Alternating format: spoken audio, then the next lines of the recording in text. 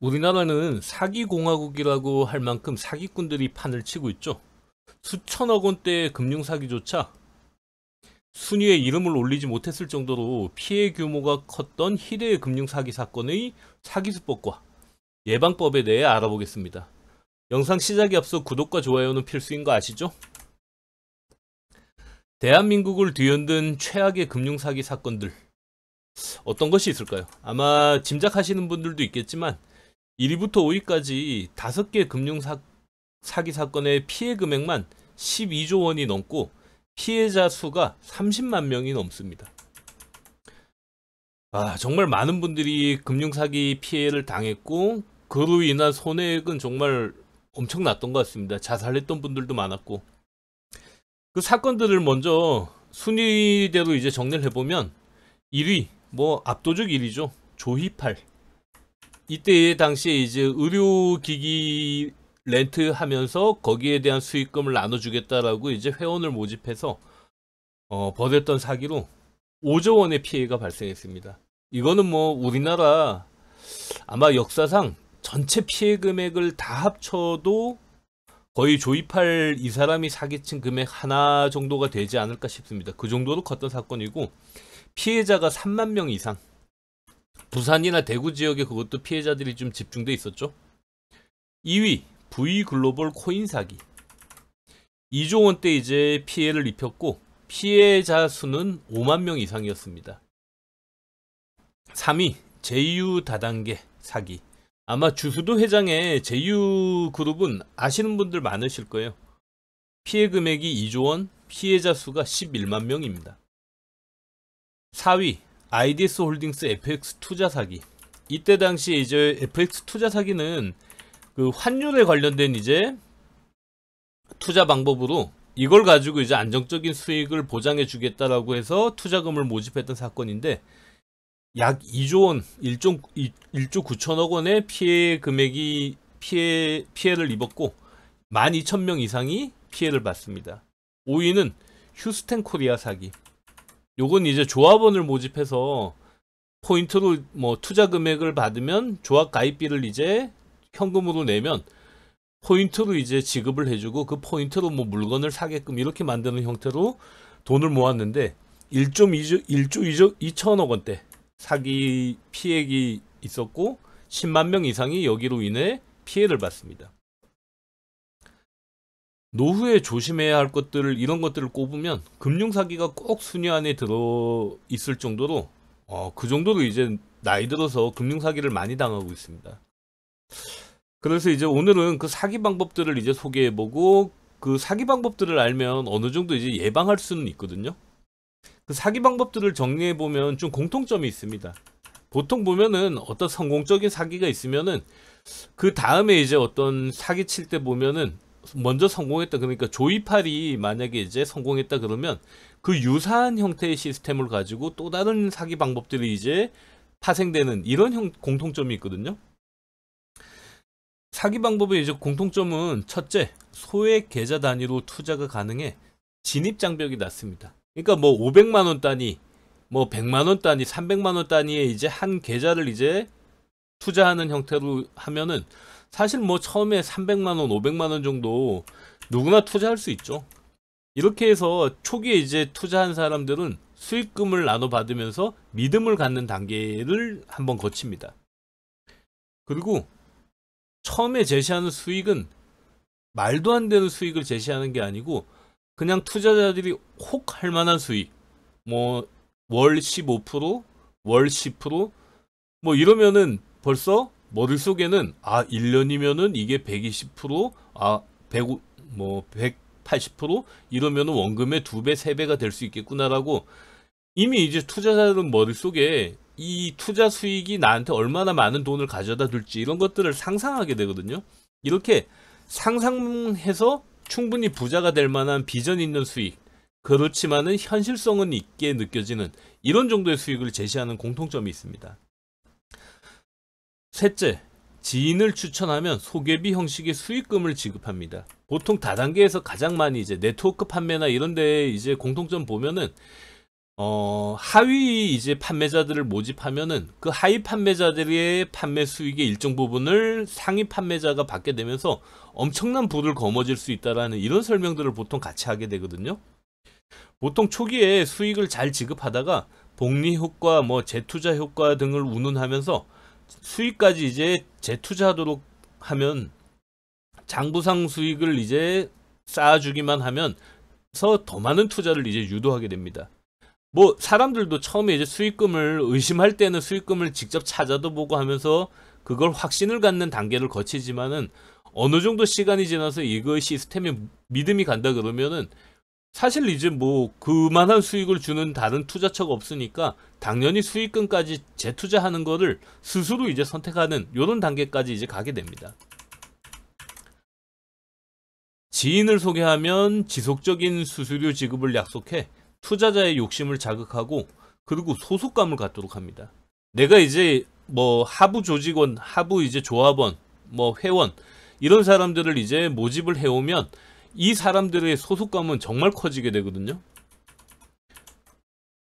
다단계 회사에서는 상품을 팔기보다 더 많은 투자자나 회원을 모집하기 위한 설명회를 더 많이 합니다. 그러니까 상품에 대한 광고나 이런 거는 사실 개개인의 이제 이 바이럴로 하겠다라는 이런 것들이 이제 어떻게 보면은 그 다단계 판매, 네트워크 판매의 이제 공통점이죠.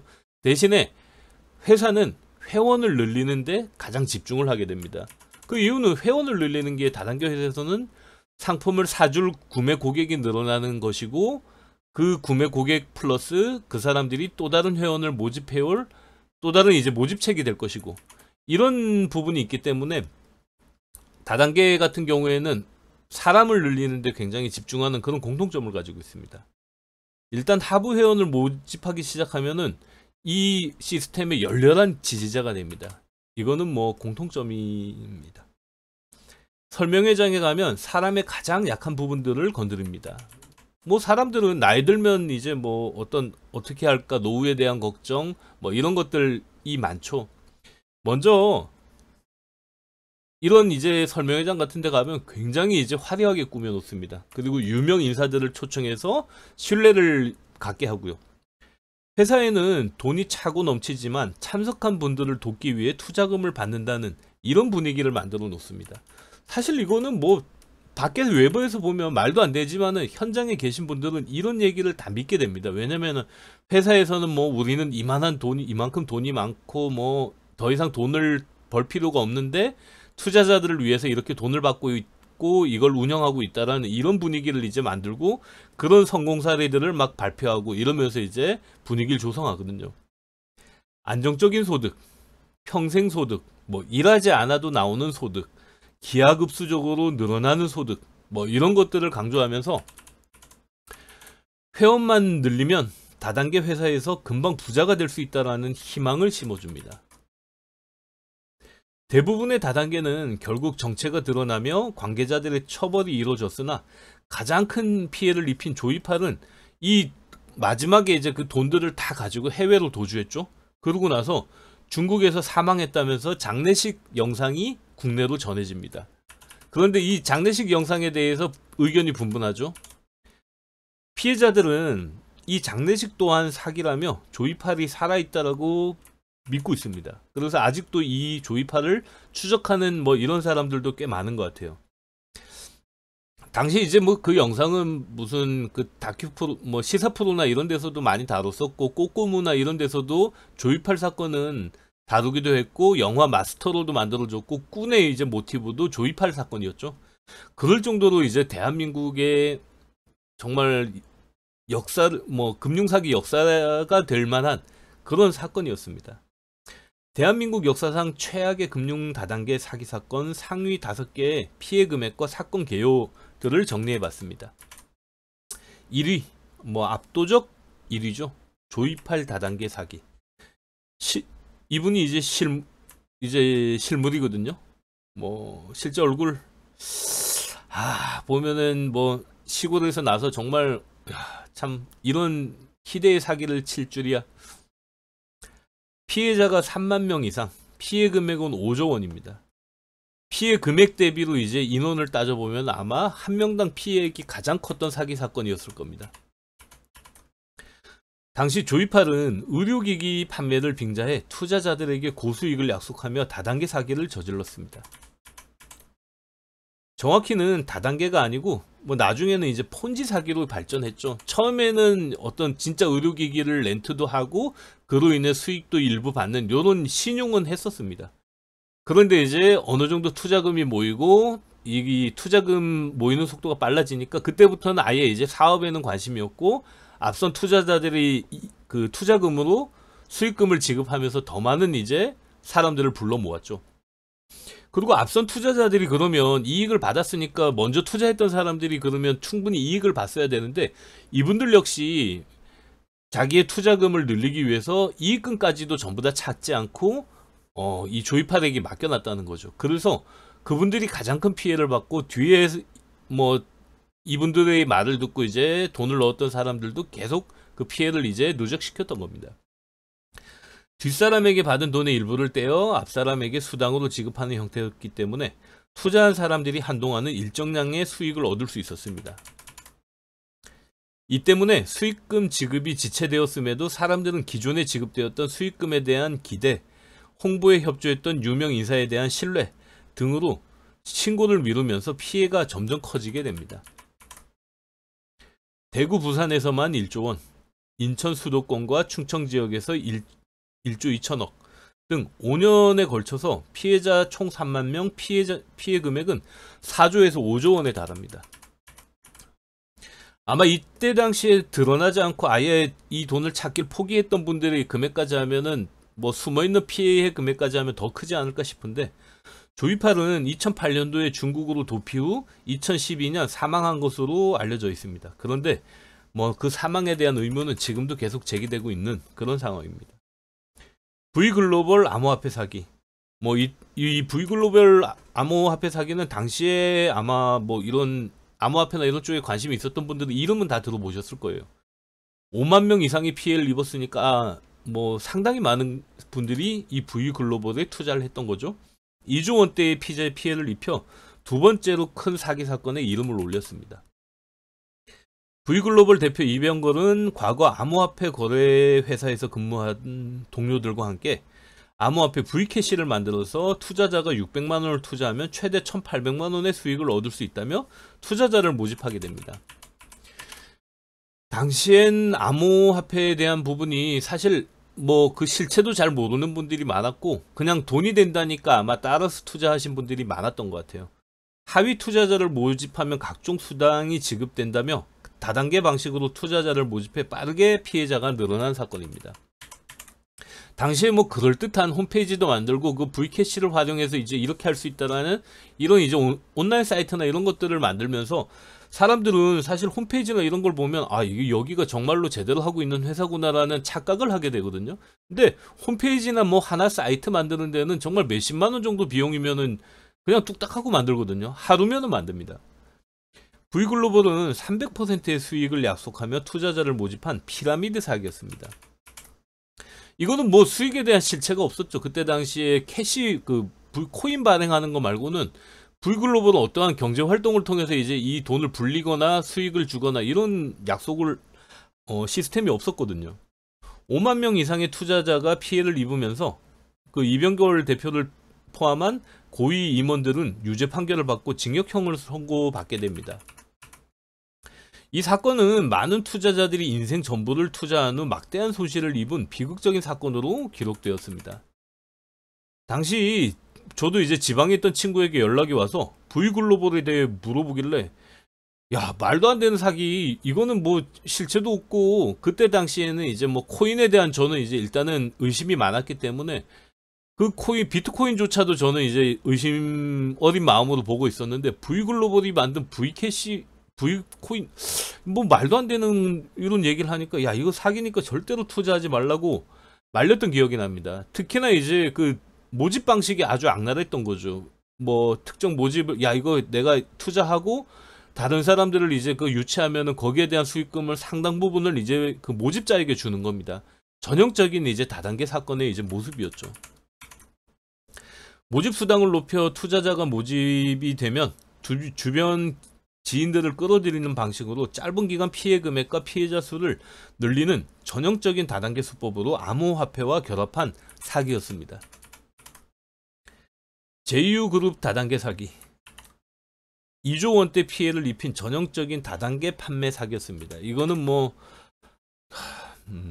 주수도 회장의 제휴그룹은 다양한 제품을 판매하는 다단계 마케팅 회사를 만들고 높은 수익을 보장하면서 투자자들을 모집했습니다.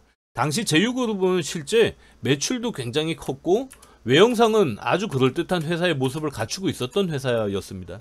그리고 꽤 이제 정관계 아니면 연예계 유명 인사들이 이 행사장에 참여해서 주수도 회장에게 힘을 실어주고 이러면서 이제 일반 투자자들은 거기에서 이제 신뢰를 많이 가졌었죠. 매일 수당을 지급하고 생필품을 구매하기만 해도 해도 포인트를 돌려주는 방식을 창안해 소비생활 공유 마케팅이라는 이름으로 회원을 모집했습니다. 이렇게 해서 캐시백과 비슷한 최대 250%에 달하는 말도 안 되는 수익률을 주겠다는 말로 이제 유혹을 했죠. 물건을 많이 사면 살수록 이익이 커지는 말도 안 되는 구조였던 겁니다. 물건을 살수록 물건도 같고 이익도 더 커지는 이런 구조니까 사람들은 점점 더 많은 이제 돈을 가지고 필요 없는 물건까지도 이제 구매하게 만드는 이런 형식으로 이제 매출은 기하급수적으로 늘어나게 된 거죠. 회원을 10단계까지 나눠 상위 회원이 될수록 더 많은 돈을 가져가는 것은 여느 다단계와 방식이 같았으나 오로지 구매 수치로만 보는 방식으로 피해 금액을 키웠습니다. 그러니까 더 많이 사게 만들도록 그렇게 해서 회사의 외형은 점점 키워가고 그 외형을 가지고 우린 신뢰할 만한 곳이다라는 그 신뢰감을 주고 이러면서 또 회원수를 늘려가고 이 선순환을 이제 만들었던 거죠. 제휴그룹 피해자만 수만 명입니다. 뭐 아마 추정으로는 거의 10만 명에 가까운 그 피해자가 있었다고 하니까 많은 분들이 아마 여기에 관계가 됐던 것 같습니다. 지금도 제휴그룹 관계자들은 유사 다단계 사업을 벌여 지금도 이제 어디선가 사기를 벌이고 있다고 하니까 조심하셔야 될 것 같습니다. IDS 홀딩스 사기. 12,000명에게 1조 9천억의 피해를 입힌 투자 사기입니다. 요거는 홍콩 FX 마진 거래에 투자해 수익을 내겠다며 12,076명으로부터 1조 960억 원을 빼돌린 사건이었죠. 당시 만났던 뭐 몇몇 지인들도 IDX 홀딩스라는 얘기를 하면서 투자 설명회에 이제 참여한다고 저보고도 이제 같이 가자는 얘기도 이제 했었습니다. FX 마진 거래를 통해 하루 1%에서 2% 정도의 수익을 안정적으로 올려 매달 정해진 수익을 이자처럼 지급한다며 모집을 했습니다.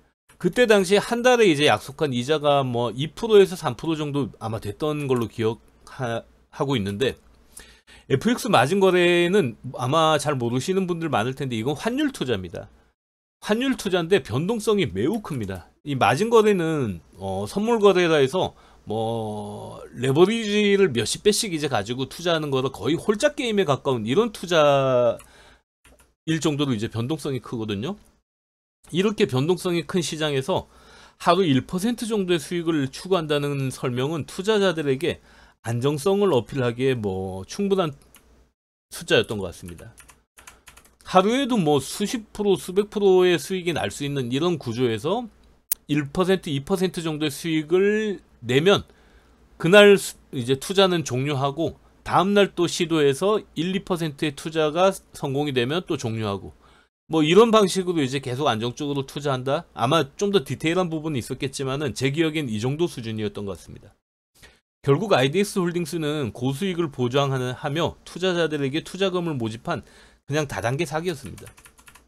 결국에 이제 나중에 검찰 조사가 이루어지면서 대표이사 김성우는 사기 혐의로 15년형을 선고받게 됩니다. 그러니까 사기 혐의가 입증됐다는 건 당시에 실제 투자가 이루어졌고 그로 인해서 이제 뭐 손실이 발생해서 투자금을 돌려주지 못했다라고 하면 이 사기 혐의는 입증되지 못합니다. 실제 투자를 하지 않았고 처음부터 이 투자금을 그냥 편취할 명목으로 이제 투자금을 받았다라는 게 입증이 됐기 때문에 사기 혐의가 된 거죠. 휴스텐 코리아 사기 사건. 이거는 저도 이제 이번 정리하면서 처음 듣게 된 사기 사건인데, 피해 금액이 약 1조 2천억 원 정도 되고 10만 명의 투자자가 피해를 입었다고 합니다. 엄청나죠? 휴스텐 코리아 사기 사건은 영농조합법인을 가장한 미등록 다단계 유사 조직을 활용해 10만여 명에게 가입비로 1조 1,900억 원의 이제 회비를 받았습니다. 준조합원이 낸 선수금의 2.6배가 디지털 자산으로 교환되고 매일 디지털 자산의 0.2%를 출석 보너스 형식으로 받은 80%를 해피캐시로 이제 지급했습니다. 이 해피캐시는 1해피캐시당 130원 정도의 이제 가치로 계산되었다고 합니다.